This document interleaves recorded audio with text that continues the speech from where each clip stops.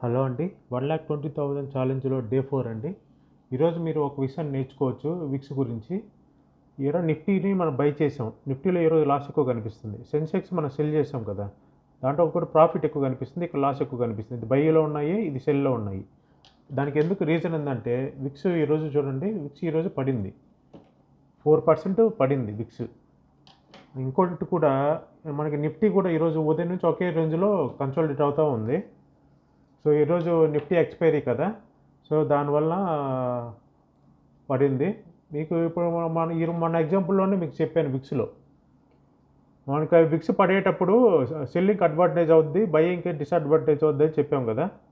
అది ఈరోజు ఎగ్జాక్ట్ మీకు లైవ్ ఎగ్జాంపుల్‌లో అర్థమయ్యిద్ది ఈరోజు ఇంకా క్లియర్‌గా. సో అది ఈరోజు జరిగింది. విక్స్ పడడం వల్ల మనకేందంటే బయింగ్‌లో లాస్ కనిపిస్తుంది. సెల్లింగ్‌లో అనేది ప్రాఫిట్‌లో ఉంది. మీకు అర్థమైంది అనుకుంటాను. Thank you.